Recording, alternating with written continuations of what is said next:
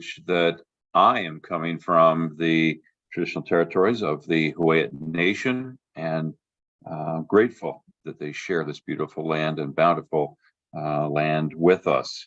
And I go and recognize. Who's that? Sorry? It was me. Sorry. That's okay. And I recognize that other folks may be in other communities representing other nations. So welcome. Thank you all for joining us tonight on this beautiful summer evening. There's not too many left. And I've just got a text from John, Jenny, and I'm sorry, I'm just going to go back because I think we might be able to get, he says, try to send it to Mass John, Mass, M-A-S-S, John, 69, it's got to be his age, at gmail.com.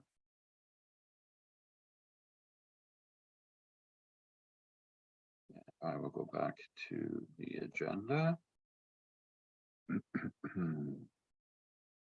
So item number 2 is I need a motion to approve, including any late items. I don't know that, I don't believe, Jenny, there are any late items. You're shaking your head to acknowledge that. So if that's the case, could I have someone move that motion and second that motion, please? Brian will move that motion, and it's seconded by Lisa. All in favor, raise their hand, please. Motion is carried. Item number 3, Bamfield Water Advisory Committee meeting held on March the 2nd, 2023. If someone could move the motion that the minutes of the Bamfield Water Advisory Committee meeting held on March 2nd, 2023 be received. Could I have someone make that motion, please? Lisa makes the motion, and it's seconded by Brian McKay. All in favor? Any objections? No objections. Motion carried. Thank you.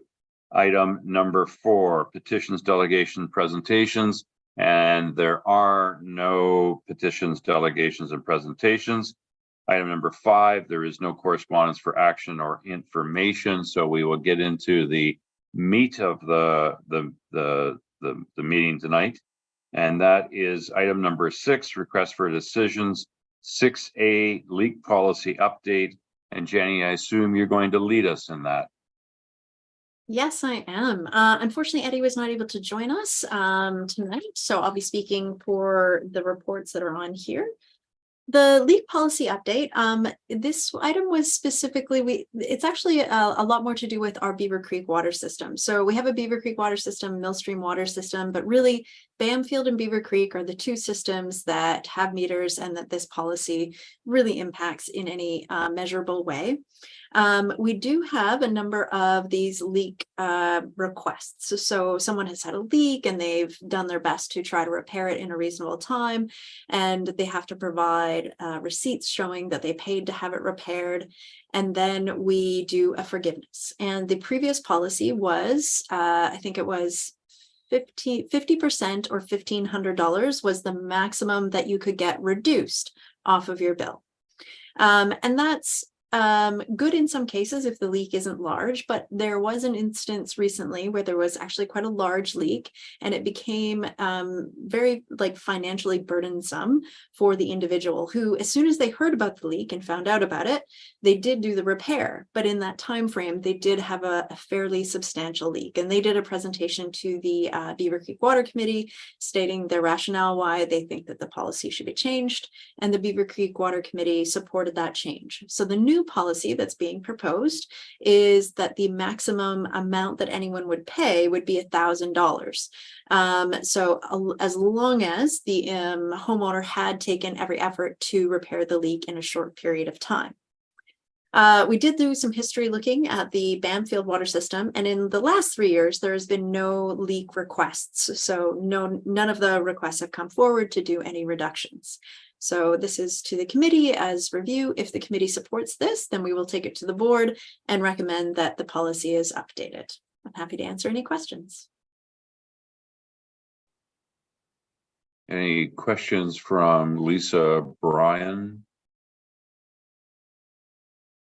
I can certainly tell you that I had an experience, and Les is probably aware of my situation. A number of years ago, I had a very significant leak. I did challenge it and went to the water board. This is before I was a director, and I got reasonably satisfactory results from that, because the moment that I found out I had a leak, Les informed me. We took action to repair it, but I can tell you that I was faced with a very substantial bill. It was just, I couldn't believe how much it was. So I actually think that this is a reasonably fair approach, putting the onus on folks to be attentive and to take action. And I don't know, Les, if you wanted to comment on the fact that, from my understanding, some folks are not as don't do the due diligence sometimes, or don't take quick action, which can be problematic. And any thoughts, Les? Well, people definitely do not want leaks. People are very conscientious about leaks and understand the challenges that the water system has with such a large distribution system. I think that people will do the right thing. If people knowingly have a leak, if it was challenging the system, then I think maybe there should be some wording in there that that the meter, the service could be shut off if the leak is posing a challenge for the system to keep up. We just can't let somebody leak. So as long as that could happen, as long as we have the ability or the authority to shut off a serious leaker, then I think people will do the right thing, and they will fix it as soon as possible and will not continue to leak. And Jenny, sorry, because I'm working off my iPhone, I'm not going to try to find the report that I read, but I thought it was in there that we could, as an ACRD /less, turn the water off if there was a significant leak. Can you? I think the policy speaks to that, but we actually have the authority under our bylaw that we can shut off the water service. So we have that authority regardless. And in the policy, I think it speaks to us, and it speaks to staff, but of course that extends to contractor and anyone who's an agent of the ACRD, would be sort of trying to identify that excessive water, and then we make the effort to notify the property owner. So, but yeah, I think the bylaw gives all that authority. Okay. Go ahead, Lisa.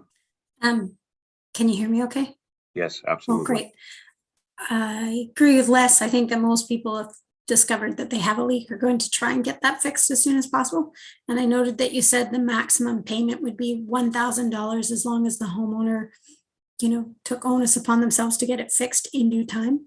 So will there be some clause or something stated that should this just be left because for some reason they decide not to make it a priority, that they could indeed end up paying more than the $1,000? Yes, that is correct. So the way the policy is written is that if they haven't taken prompt action, and that means doing the repair, and they have to have it completely repaired before they could request for a reduction. And if staff have notified them, and obviously we keep notifications. So in this case, you're like, okay, you've got a leak, you need to do something about it. And if they blatantly then ignore that and do nothing about it for an extended period of time, then that doesn't fulfill the requirements of the policy, and they would not be eligible for the reduction. Okay, so you're good with that, Lisa. Brian, go ahead, please. Yeah, no, I had a leak too, similar to your situation, Bob, quite a number of years ago. And we came to a pretty good agreement with the ACRD in view of the fact that it was winter, we didn't even know where it was because the grass is so saturated. I mean, you don't know. And it took me some time, but I did find it. And it was just a faulty joint, whatever. But I think $1,000 is pretty fair. I really do. It beats, and I know anybody, you know, you've got to remember there's so many properties that are owned by out of town people. They're not aware that they've got a leak. It's hoped that they shut the water off and winterize when they leave, and I think most of them do. We had a case a couple of, was it last winter, the winter before when it was so cold, a lot of pipes burst, but because the one particular homeowner did not winterize. And you know, I mean, it does get cold here. Not it's not Manitoba, but it does get cold. So anyway, I think $1,000 would be fine. That'd be a deterrent. You know, it's better than a $10 or $15 or $20,000 bill one of these guys might be facing over the course of 3 months, a 3-month leak, right? Right. And so that's my shot at it. Okay, then would you be prepared to move the motion that the Bamfield Water Advisory Committee recommend that the Alberni-Clayoquot Regional District Board of Directors amend the leak policy as presented? I would, like Lisa said, though, if somebody does not do due diligence, but I cannot see any homeowner not doing due diligence trying to get a leak fixed. I really can't. But put a cap of $1,000 on it, yeah, I'm in favor of that. Okay. And was that your hand up to second that, Lisa? Or did you have a comment? Just to second it. Okay, good. That being the case, all those in favor? No one's opposed. Motion carried. Thank you. Item number B, request for decision, establishment of a Bamfield area committee. And over to you again, Jenny, please. Oh, thank you. So this is a neat report, and I'm curious to hear feedback from the committee on this. We have in the past 5 years, in my experience, I have found that this water committee is a very effective committee in my regard. Like, as far as helping staff to get feedback and input on water related issues in Bamfield that then we can take to the board for recommendation. The ACRD has a number of different committees. We've got an Alberni Valley and Bamfield committee. We have a West Coast committee that is for Tofino, Ucluelet, and Long Beach electoral area. We have a Salmon Beach committee that is specific for Salmon Beach, and it covers all of those services. And really, I think that what staff is proposing right now is that we take the concept that is working very well, which is the Bamfield Water Committee, but we extend it so that it covers more services. I think that will be very beneficial to have more community involvement and discussion on things like waste. So the transfer station or waste management in general in Bamfield. There's also the fire department, emergency planning. Those are a lot of the services that I think would really benefit from having staff be able to bring a staff report to a group, right? And so what we're proposing is the development of a Bamfield area committee, and it would address all of the services that Bamfield currently has. And then also we'd like to, if there's support from the committee to do this and support from the board, the terms of reference are currently proposed to also look at proposed services, because we're also looking at wastewater, which is not a current service, but a proposed one. And then we could also deal with issues that are very specific to the geographical area. So we're looking at, we would foresee, if we were going to set this up like our other committees, we would have, like we do right now, the electoral area director, but then also the director for the Huu-ay-aht First Nation and our director for the Uchucklacet. And really it's about geographical concurrence, right? There's services, there's things that happen in the area that make sense to have a group of people together. It would remove, say, some of those services from, right now we take them to the Alberni Valley and Bamfield committee, and that's okay, but you know, that's a large group and there really is only the elected directors from the ACRD that sit on that committee. And I think there would be benefit from having more community representation on a smaller committee where things could get discussed in depth if required. I think that gives a summary. I'd be really curious to answer any questions or hear comments on the idea. I'm happy to open it up. I'm going to start off, Jenny. So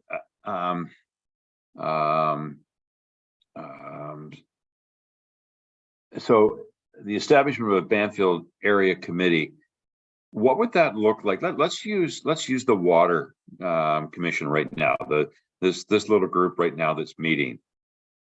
If that got dovetailed into this new Bamfield area committee, what would it look like for a meeting? So if we were just dealing with water issues, what would the structure be? How does that relate to meeting to discuss water matters? I'm sorry, Bob. I'm just sending an email to John Mass. I'm still trying to get him into the meeting here. Can you repeat the question? Sure, yeah, no problem at all. So establishment of a Bamfield area committee for dummies manual. That's for me. What does that look like? Using this group, this committee as an example, we get blended in. What does that look like? How do we operate if there is a water issue? So just walk me through what that looks like, please. So if this committee was established and say we're a year in the future, then what you would see instead is you would get an agenda, and on your agenda you would have still the leak policy report, and you would have say a report about how's the water capital plan going, or whatever water issues would be on there. You might also have a report on Bamfield waste transfer station and asking for direction to maybe make changes to some of the waste management in Bamfield. As an example, just sort of options at West Bamfield on the dock, or if we wanted to do some capital improvements at the transfer station. So those would be those ones. We might have Charlie Surratt, our fire chief manager or fire services manager, show up. He might talk about and do a presentation, especially before budget time, to talk about the fire services budget and what's on the capital plan coming up, and then would be looking for support from the committee before going to the board to say adopt the financial plan and do a presentation there. So getting more input back and forth from the committee.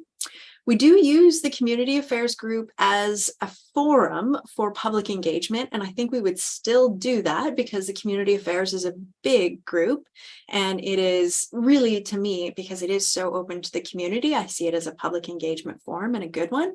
But I think this would be different. It would be probably a smaller group. It would be people who are elected, and it's just a little more structured in that way. And then as far as, I think, Bob, the other questions you asked was like a little more like how it would work is if the committee supports it and the board supports it, the Bamfield Water Committee would stay in effect until, I'm thinking January 1st is just a good date, right? So we would keep this committee in effect until January 1st. And then if we had support, we would start a new committee, and we would have to go out and basically solicit members, because it's just the administrative way of things. We have to create a new committee, and so people have to apply, and I would encourage everyone who wants to participate, and those who are great members on this committee. I foresee a lot of you wanting to be on the other committee. So you would just say, yes, please, I'll be a committee member. And then we would select the committee members. We would go to the board to have them endorse the membership, and the new committee would start January 1st. And it would probably feel exactly the same, except that we would just have a broader scope of topics. Another one, because I'm involved very much in the wastewater project, you would probably be getting updates, or we would be asking for input on the public engagement program that's underway for the wastewater project, right? So we're engaging with the community, asking, would you like a collection system? And so those kinds of things. We potentially see a referendum coming up. So there would be some issues that we would talk to the group about that as well. So Jenny and I have chatted about this initiative. Thanks for that explanation. I think if I can summarize it from my perspective, it is taking the existing water committee and expanding some functions, roles, and responsibilities to include such things as waste management, the fire service budget. From my perspective, and I would love to hear from Brian and Lisa, it helps me actually by having a more formalized input on some of these matters and not just leaving it up ultimately to the director to move some of these things forward. So I think there's value in us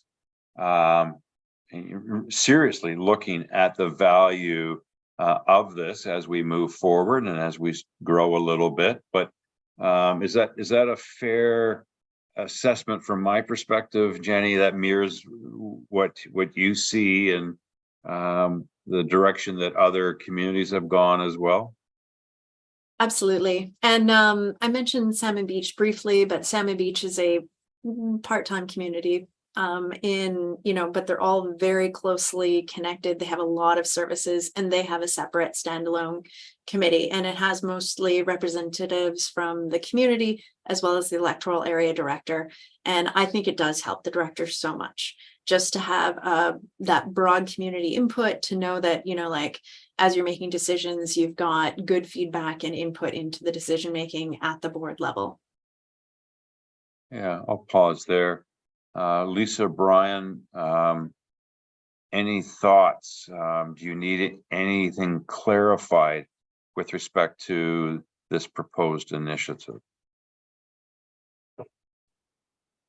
Go ahead, Lisa. Just curious, you mentioned, Jenny, that like the emergency program and the fire department would be part of this. Well, would it be seen as conflict of interest if I am, a member of the emergency program and I'm sitting in on these meetings now? Great question, Lisa. So with small communities, there's always conflicts of interest all over the place. So we've had to navigate this tons. So let's say that you were receiving payment for a service under emergency protection. And then there was a decision about the amount of money that you might get as a result of what the committee decided. That would be a clear conflict of interest. You would let us know, we would let you know. And then for that decision and for just the resolution and that discussion, you would excuse yourself for that report. And then we'd let you know it's over, come on back in, and then we'd let you back into the meeting. So that's how we deal with conflicts of interest, and we do it all the time. We had a meeting, Jenny, yesterday here in town with MLA Josie Osborne, and Daniel from the office was there as well. And we talked about the number of volunteers we have in our community. And Lisa, it would be impossible to strike this new initiative and exclude everybody who was on a committee, because it, as the old saying goes, it's if you want something done, ask the busiest people, and you guys all represent those busy, wonderful volunteers. So it was a great question. Brian, you're unmuted. Do you have something, sir? Yeah, no, I was just thinking about that. That's a tough one, because all of a sudden you pile all these other various facets, I guess, more than anything, into it. There's a lot of moving parts. It really is. Like right now, we're just on the water board and having a look at that. Now, I understand that the wastewater proposals, I'm pretty excited about that as a business owner, but at the same time, there's just so much going on there. We've got wastewater transfer, water, whatever else gets thrown at it. So it's going to take a lot of time, individual time. I certainly can't do it in the summertime for any of that sort of stuff, but I don't know, maybe there's people that can. It's a good idea. Jenny, I agree. I think it's a great idea to have an all-encompassing kind of a committee to have input at every, all of these things, which is great. I just blinked out here. Am I still on? Yeah. Oh, okay. Anyway, yeah. So that's just my input, and it's very vague. I'm sorry, but I hadn't really had a lot of time to think about it. Like 4 minutes here, kind of thing.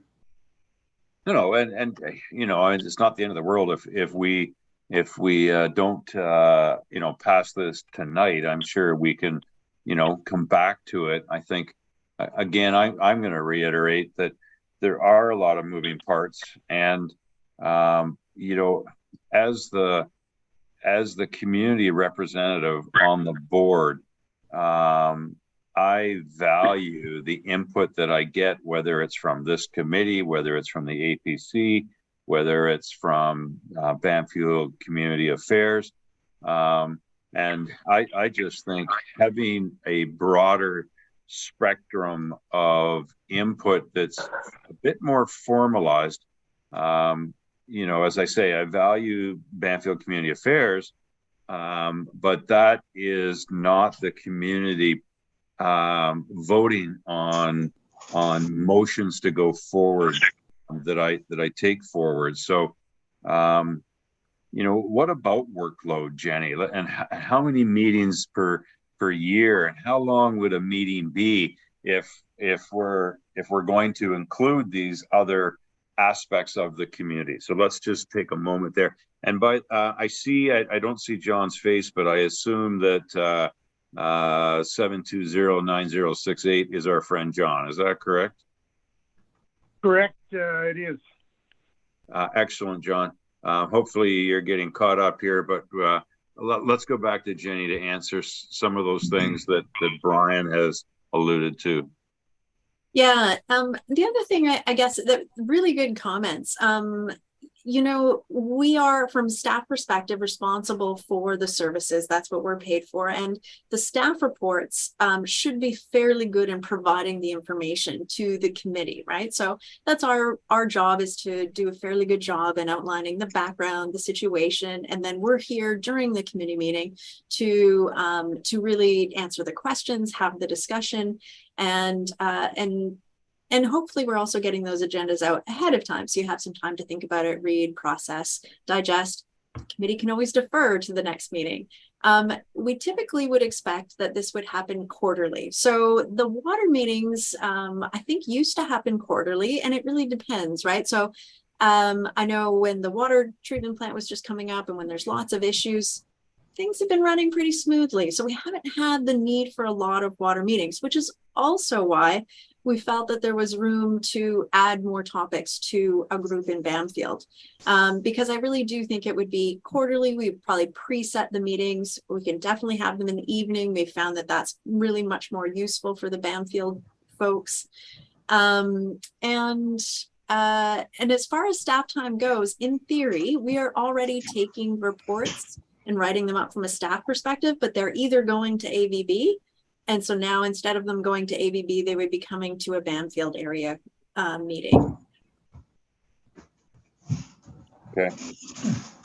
So just to recap, we'd be looking at roughly 4 meetings a year.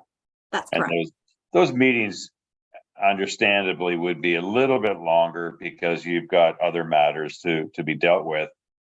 On the other hand, like I said, I think that would be invaluable for a director to have that kind of input and have more confidence going to the board table saying, you know, this is the fire department's budget, and here's, you know, the discussion we've had around that, and I can support that and would ask that the board move that forward.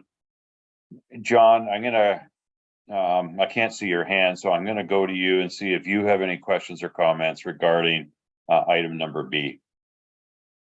I guess my only comment was I don't think it's a bad idea. I'm comfortable with it.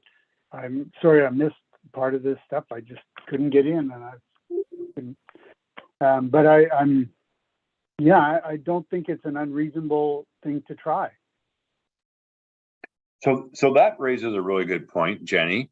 What if it doesn't work out for us and we feel that no, we would rather revert back to something simpler? Can you speak to that, please? Absolutely. So every year we'll need to, it's sort of our process that every single committee is responsible to review the terms of reference for their group. So every year the committee would look at their terms of reference, and if they felt like this one thing you keep bringing to us doesn't make sense, like we don't think that should happen, we can amend the terms of reference at that time. If you say in general we don't like this and we'd like to go back to just having a water committee alone, that's also doable. Like, we've got so much flexibility, and an annual touch point where we have to check in and see how things are going with the terms of reference. Okay. Bob, can I interrupt? Please. So just so that I'm clear, this is a committee that would have more input into how things are done over and above the water board. And there would be probably more people on it than on the water board.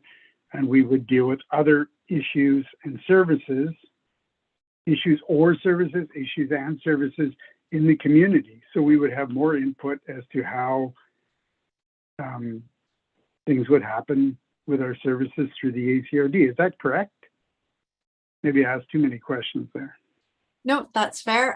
So yes, the scope would increase. So you would have, we're envisioning right now that we would add the waste, right? So the transfer station and West Bamfield, and basically just waste management in Bamfield, as well as fire department and emergency services, and then potential proposed services like the wastewater is a good example, but anything else that was coming up. We are not looking to include planning issues or other electoral area items that currently go to the EA committee, and we would keep those there. So really it is more about services from that perspective.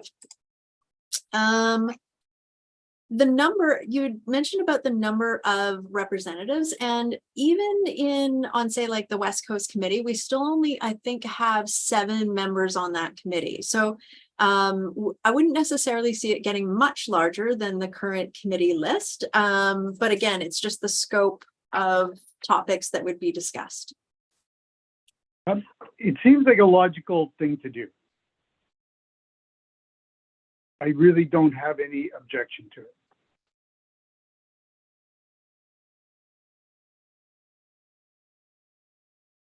Oh, Bob, I think you're muted right now. After all these years, it drives me crazy when other people mute. Here I am doing it. So I don't see Lisa and Brian throwing their hands up. So I'm wondering if there is someone that would like to make that motion that the Bamfield Water Advisory Committee recommend that the ACRD Board of Directors approve the creation of a Bamfield Area Committee and direct staff to bring forward to a Bamfield Area Committee terms of reference to the ACRD Board for consideration and approval. So moved. Moved by John. Do we have a seconder? And seconded by Lisa. Assuming, well, knowing that John moved this, and although I can't see you, all those in favor, and I assume because you have moved it, John, you're in favor. So those that are in favor, please raise their hand, Lisa, and that is motion carried. Thank you very much. I look forward, and believe me, I too will be, closely monitoring to see how this works for us as a community. But I can't help but think it's going to give me a better direction when I go to the board and look to move a motion at the board table. That brings us to item number C, request for decision. This is, I think it's a simple amendment. Jenny, I'll turn it over to you for staff comment, please. Housekeeping. Unfortunately, we had a error when we did the last bylaw amendment, and so the bylaw reads that it says that the rate is $2 per cubic meter calculated on a per quarter, but really that's not the rate. It is per month. So we just need to amend it to state the right rate. And that's not a change, Jenny. That was a mistake that we're correcting. Just a technical. Any comments from Lisa, Brian, or John? I'm seeing no I'll make a objection. motion to change. I'll make a motion to go ahead and change it. Thank you, John. Seconded by Lisa. All in favor of the amendment? And that passes. Thank you very much. There are no reports. There is no late business. Question period. Do we have any? I mean, there's hundreds of people out there must be zooming in and watching us tonight. Anything from the community? Nothing, Jenny. That being the question, the that being the comment, hang on one second, I think we're getting to adjournment. I need a motion for adjournment, please. Moved by Lisa, seconded by Brian. All in favor? Thank you. Enjoy the beautiful sunny evening, everybody. Thank you again for your time. Jenny, terrific job. Have a great vacation. You've earned it. Les, thank you for the work that you're doing in the community. We'll see you all out and about. Take care, guys. Bye-bye now. Thanks, Bob. You betcha. My pleasure.